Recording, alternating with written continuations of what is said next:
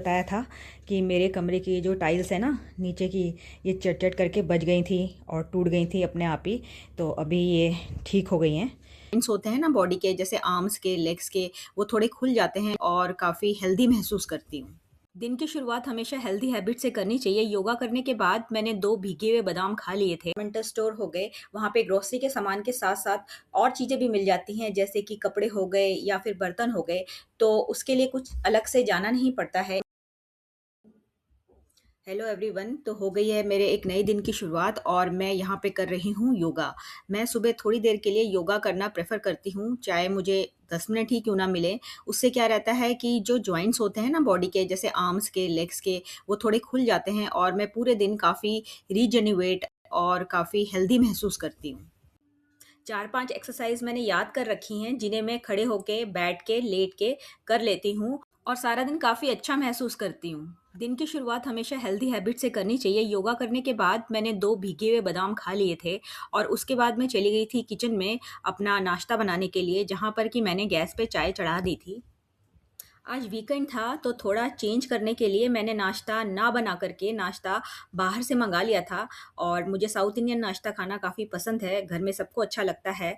पास में मेरे एक छोटा-सा रेस्टोरेंट है जो कि काफ़ी हाइजीनिक तरीके से साउथ इंडियन खाना बनाता है, तो वहीं से हमने खाना ऑर्डर कर लिया था। मैंने नाश्ते में डोसा और पाव भाजी मँगा लिया था, जो कि मैं और मेरी बेटी काफ़ी पसंद करते हैं और खाने में काफ़ी हल्का भी रहता है।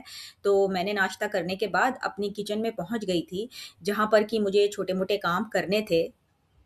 जैसा कि हम सब जानते हैं कि पानी पीना हेल्थ के लिए काफ़ी अच्छा रहता है, लेकिन बार-बार किचन में जाके एक्वागार्ड से पानी निकालने में थोड़ी-सी आलस आती है।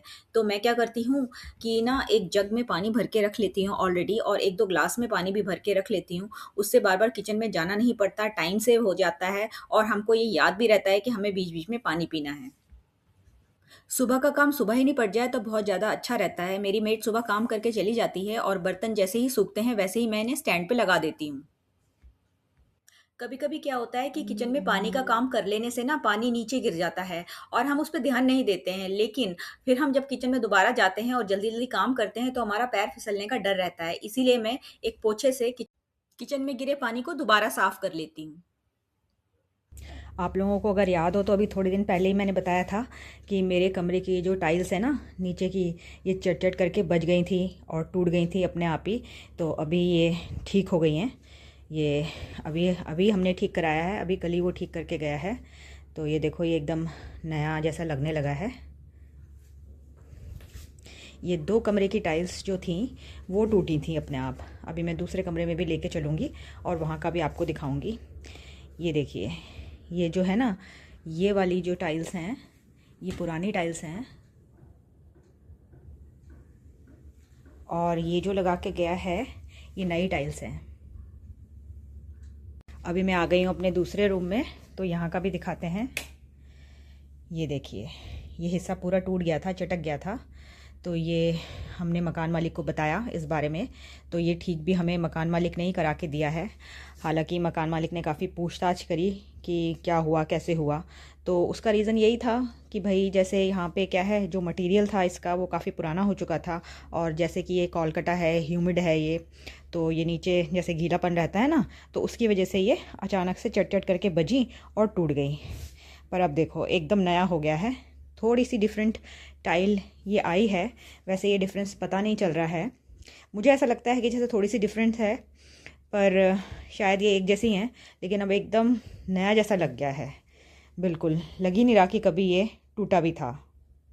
हालांकि ये जो बेड है ना मेरा, ये जो बेड आप देख रहे हो, ये बेड हमने अभी नया लिया था, लेकिन इसके नीचे जो टाइल्स लगी हुई है ना, वो अभी भी वैसी की वैसी हैं। क्योंकि अगर इसको पूरे तरह से ठीक कराना था तो ये बेड फिर हटाना पड़ता, जो कि पॉसिबल नहीं था। उसके लिए हमें फिर से ये इंजीनियर बुलाना पड़ता, इसको खोलना पड़ता बेड को। तो हमने उससे बोला अपने लैंडलॉर्ड से कि अभी पूरा तो नहीं करवा पाएंगे, तो इसलिए थोड़ा सा पोर्शन आप हमें ठीक करा के दे दो, तो एटलीस्ट ये रहने लायक हो जाएगा। तो फिर उसने अपना यहाँ पे मिस्त्री भेजा और उस मिस्त्री ने एक दिन में ही ये काम कर दिया। तो अब ये एकदम से नया जैसा हो गया है। बिल्कुल लग ही नहीं रहा कि जैसे ये टूटा था। मैं तो थैंक गॉड करती हूँ, भगवान को शुक्रिया कि मुझे लग रहा था कि कहीं ऐसा ना हो कि मुझे चेंज करके जाना पड़े, क्योंकि यहाँ पे अभी क्या है कि और भी दिक्कत मुझे होती अगर मैं ये खाली करने की सोचती तो। घर का सारा काम निपटाने के बाद मैं ग्रॉसरी की शॉपिंग के लिए निकल पड़ी थी। वैसे तो हम अपनी ग्रॉसरी का सामान ज़्यादातर जेप्टो, ब्लिंकिट या बिग बास्केट से ऑर्डर करते हैं, लेकिन कभी-कभी क्या होता है ना कि जाके खरीदना भी मुझे काफ़ी वर्थ लगता है। उससे हम जो हमें लेना है उसकी क्वांटिटी डिसाइड कर सकते हैं, और अगर हमारा माइंड चेंज हो गया, कुछ और हम लेना चाहते हैं तो वो भी हम परचेज़ कर सकते हैं। तो कभी-कभी हम ग्रॉसरी की शॉपिंग जाके भी कर लेते हैं। और आजकल के डिपार्टमेंटल स्टोर जैसे कि मोर हो गया या स्मार्ट बाज़ार हो गया या और कोई डिपार्टमेंटल स्टोर हो गए, वहाँ पे ग्रोसरी के सामान के साथ-साथ और चीज़ें भी मिल जाती हैं, जैसे कि कपड़े हो गए या फिर बर्तन हो गए। तो उसके लिए कुछ अलग से जाना नहीं पड़ता है। एक बार घर से निकल जाने के बाद में हम अच्छी खासी शॉपिंग वहाँ पे जाके कर पाते हैं, जिससे कि हमारा टाइम भी सेव हो जाता है, हमको बार-बार आना-जाना नहीं पड़ता और हमारे मनपसंद चीज़ें भी आ जाती हैं। साइड बाय साइड घर से बाहर निकलना और थोड़ा-सा घूमना भी हो जाता है। थोड़ी दूर जाने के बाद मुझे ये याद आया कि हमारे घर के पास जो न्यू टाउन का मेला ग्राउंड है ना, वहाँ पे भी कोई ना कोई मेला लगा ही होगा, क्योंकि अभी पूरी तरह से गर्मियाँ नहीं आई थी। तो ये जो मेला लगाने वाले लोग हैं ना, ये यहाँ से परमानेंटली जाते नहीं हैं। इनको यहाँ रहने की जगह दे दी गई है, जहाँ पे ये कुछ महीने जो कि गर्म होते हैं कैलकाटा में, वो आराम करते हैं, और जो महीने ठीक होते हैं, जब मौसम ठीक रहता है, तो ये यहाँ पे मेला लगा लेते हैं।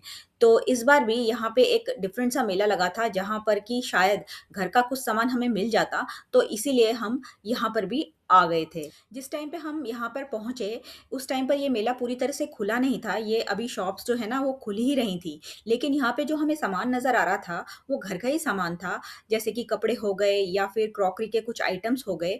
तो यहाँ से हमारी बात थोड़ी बहुत बन जाती, और मुझे क्रॉकरी के लिए थोड़े बहुत कप यहाँ से पसंद आए, जो कि हमने परचेज़ कर लिए। हमने एक चक्कर लगाया और पाया कि यहाँ पर जो सामान था ना, वो काफ़ी चीप था। उसकी क्वालिटी बहुत ज़्यादा अच्छी तो नहीं थी, लेकिन काम चलाने लायक ज़रूर थी। तो मुझे जो ज़्यादा सबसे अच्छा पसंद आया वो यही थे कि यहाँ पे कप्स और प्लेट्स अच्छे मिल रहे थे, तो मैंने वो ले लिए। उसके बाद मैं पहुँच गई मोर, जहाँ से मुझे अपने घर की ग्रॉसरी की शॉपिंग करनी थी।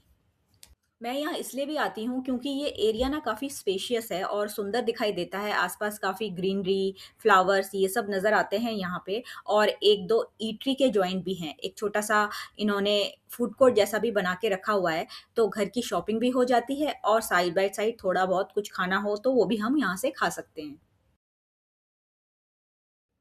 ऐसा लग रहा था जैसे मोर में अभी-अभी नया स्टॉक आया है, ये पूरा भरा हुआ था, और हम ऐसा टाइम चूज़ करते हैं जब ज़्यादा भीड़ नहीं होती है। उससे क्या रहता है कि हम अच्छे से देख के जो हमें चाहिए होता है वो ले लेते हैं। मोर में तकरीबन हमने 1 घंटा बिताया होगा और काफ़ी थकान भी मुझे होने लगी। फिर हम बाहर आ गए और शाम के वक़्त तो ये जगह और भी ज़्यादा खूबसूरत लग रही थी। छोटे-मोटे फाउंटेन्स भी यहाँ पर थे, जो कि चल गए थे शाम को, और लाइट में काफ़ी सुंदर दिखाई दे रहे थे।